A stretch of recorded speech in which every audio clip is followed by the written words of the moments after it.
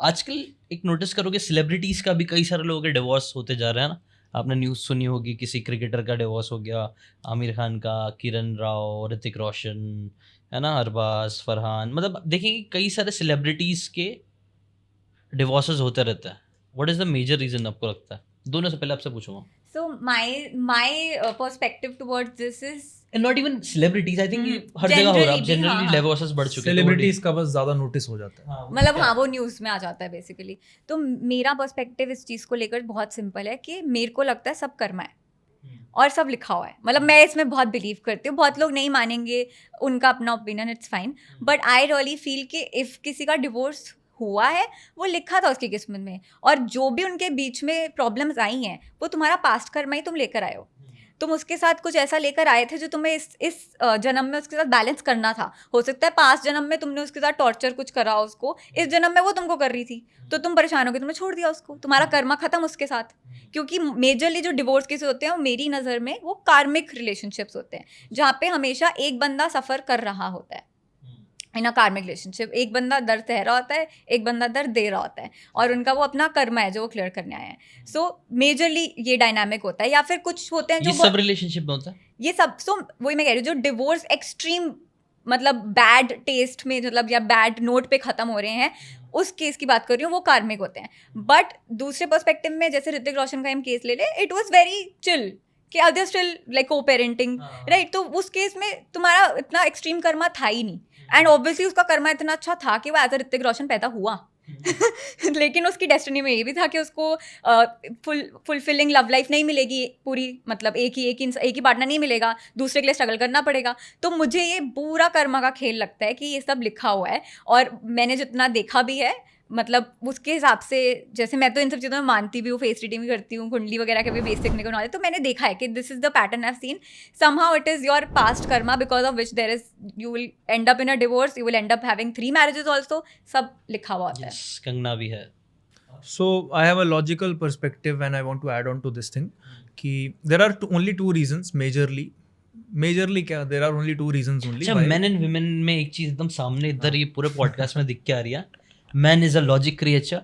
पूरी लॉजिक की ही बातें होगी यहाँ पे, पूरे इमोशंस की ही बातें होगी। मतलब इधर हैंड्स प्रूफ पूरा पॉडकास्ट देख लेना, सिर्फ लॉजिक एक्सप्लेनेशन हुआ है, यहाँ पे पूरी फीलिंग्स आई हुई है यहाँ से। हम तो फीलिंग्स इमोशन, सही बात है, एक्सट्रीम आर्केटाइप्स है दोनों। और सब मैं भी वाइफ से बात करता हूँ, कितना भी मैं ट्राई कर लूँ, कितना भी ट्राई कर लूँ, इमोशन समझ के बस मेरा लॉजिक घुस ही जाता है। You can acknowledge the emotions but you can't talk with that। Emotion is something you feel, if you try to understand it you will not। हाँ, तो हम जब इमोशन समझने की कोशिश करते हैं, हम ब्रेन से समझते हैं, brain does not understand emotion. It is hard। नहीं, मैं भी बोलूंगा इमोशनली बात करो भाई, इमोशनली बात करो, अभी लॉजिक मत डालना। मैं तुमको पूरे पॉडकास्ट में बोलता हूँ, बन जा 1 मिनट के लिए। मैं बोल रहा हूँ बहुत मुश्किल है तुम्हारे लिए पॉडकास्ट में ना, मैं पहले ही यार बात करूँ। यार एक बार ट्राई करना। नहीं too much complication। So according to me there are two reasons why सीधा लॉजिक क्या है, any relationship ends, any divorce happens। कोई भी relationship जब break होता है, चाहे वो dating phase break हो गया, situationship break हो गया, relationship break हुआ, या फिर marriage break हुई, because of someone got hurt and because someone got suffocated। और कोई तीसरा रीज़न नहीं है। अब आप चाहे उसको इनफिडेलिटी में लेके आओ कि भाई उससे किसी के ऊपर चीट किया, तुमने को थप्पड़ मारा, तुमने अपनी फैमिली के सामने मेरा स्टैंड नहीं लिया, तुमने से बहुत लड़ाइयाँ की, कोई भी रीज़न हो, या फिर तुमने मेरे को टाइम नहीं दिया जब मेरे को जितना चाहिए था। I am hurt for something which prolonged at such a level that that person breaks up. And the second thing is कि तुमने मेरे को हर्ट नहीं किया, but for some reason I am losing myself. So there are two types of fear every person has in a relationship: fear of losing someone and fear of losing yourself। ठीक है, यानी बटे हुए हैं। लोगों को ज़्यादातर दूसरे लोगों की, सेलिब्रिटीज़ की स्टोरीज लग के हमेशा पहली वाली चीज़ समझ में आती है, यार हर्ट हो गया होगा कोई, बट दूसरे का पर्सपेक्टिव समझ में नहीं आता। I'll give you a very big example। See, I was coaching someone, तो किसी ने मेरे साथ कोई कोचिंग कॉल बुक की जो ऑलरेडी मेरा स्टूडेंट था 1 साल से पहले का। तो he said that I am very spiritual, तो मैं ना मेडिटेशन रोज़ करता था, and he also use to practice celibacy, मतलब वो सेक्स भी नहीं करता ही नहीं था कुछ, वो खुद से ही नहीं करता था। कहता मैं बिलीव नहीं करता इन चीज़ों में, शादी के बाद करेंगे। तो थोड़ा यूनिक केस था, लड़का था ऐसा, लड़की वांटेड टू डू, वो मना कर देता था। तो लड़की वो मेडिटेशन बहुत करता था, बहुत स्पिरिचुअल हो गया, बहुत दुनिया से कटने लग गया टाइप्स, एंड लड़की उसके पास आती थी, टाइम स्पेंड करना चाहती थी, बहुत सारी चीज़ें थी, उसको 4-4 घंटे उसके ले जाती थी, वो बातें करता था पर धीरे धीरे उसको ना कम टाइम स्पेंड करने को बोलता था कि भाई यार मेरे पास इतना टाइम मेरे को नहीं देना। तो ही यूज्ड टू मोटिवेट हर कि तू अपने फ्रेंड्स बना, थोड़े अपने ऑफिस में बातें किया कर, लड़कों से भी बातें किया कर, सारे फ्रेंड्स ही होते हैं, कोई बात नहीं। तो क्योंकि वो चाहता था कि बस मेरे ऊपर से निकले, ठीक है। फिर धीरे धीरे ऐसा हुआ तो वो मोटिवेट इतना करने लग गया कि वो लड़की सच में किसी लड़के से बात करने लग गई अपने ऑफिस में, और धीरे धीरे 2-3 महीने बाद उसको प्यार हो गया। इसे कहते हैं अपने पैर पे। तो फिर उसके बाद पता चला कि यार ये मेरे को तो इससे प्यार हो गया। और जब लड़की का ऐसे फीलिंग शिफ्ट हो जाती है तो फिर ऐसे नहीं होता कि पुराने वाले के लिए भी नहीं होता, तो शिफ्ट हो जाती है, उसको ऑलमोस्ट इम्पॉसिबल ही होता है वापस लेके आना। तो वो पागल हो गया बिल्कुल ही, यार मैं तो ये सब करता नहीं था, मेरे को लगा ये अच्छी चीज़ है, मैं तो कंट्रोल कर रहा हूँ, and she used to agree. तो फिर धीरे धीरे कोचिंग सेशन में यही चीज़ रियलाइज हुई कि भाई कभी कभी what you are trying to do is you are trying to apply too much of logic into this thing कि मैंने इस टाइम पे उसको इतना हर्ट किया, मैंने 1.5 साल मैंने उसको भाव नहीं दिया, वाह यार मेरी सारी गलती है। तो वो इतना गिल्ट ट्रैप में चला गया, मेरी सारी गलती थी, उस टाइम पे जब वो मेरे पास आई थी तो मेरे को उसको ध्यान देना चाहिए था, ब्ला ब्ला ब्ला ब्ला ब्ला। मैंने बोला रुक, आई अंडरस्टैंड तेरी गलती है, but see a different side also. Did you have even a capacity emotionally to take care of her? See, you're discounting the fact that she used to make you feel suffocated.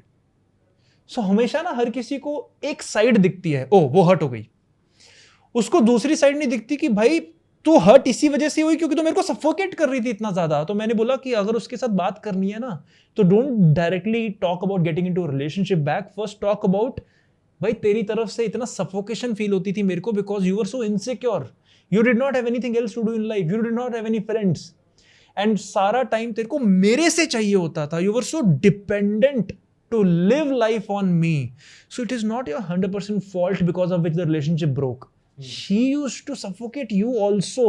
So see both the sides of the situation. तो ये दो ही चीजें जिसकी वजह से कोई भी breakup and relationship टूटता है। I don't want to comment किसी सेलिब्रिटी का पर्टिकुलरली क्यों टूटा, but these are the two major reasons, and if you are able to acknowledge both and work on it, it might work. But it is not कि किसी का relationship टूटा या divorce हो गया it is only a bad thing. I don't believe that, sometimes it's a good thing for them.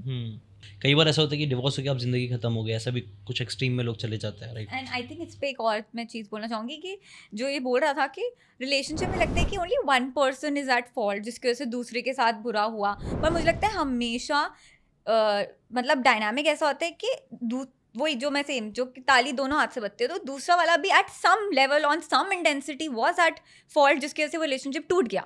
क्योंकि कहते हैं ना अगर सपोज तुम पे चलो अब्यूज हुआ, मेरे पास आते हैं केसेस ऐसे लाइक मैरिड वुमेन जिनका हस्बैंड उनको मतलब डोमेस्टिक बाय, हाँ, और वो कहती है मैं क्या करूँ भाई पहला थप्पड़ पड़ा उसी टाइम पे रुक जाते, उसी टाइम पे रोक लेते, तुमने होने दिया ना उस चीज़ को, 10 साल अब बच्चा भी हो गया, अब तो तुम फंसे हुए हो फिर।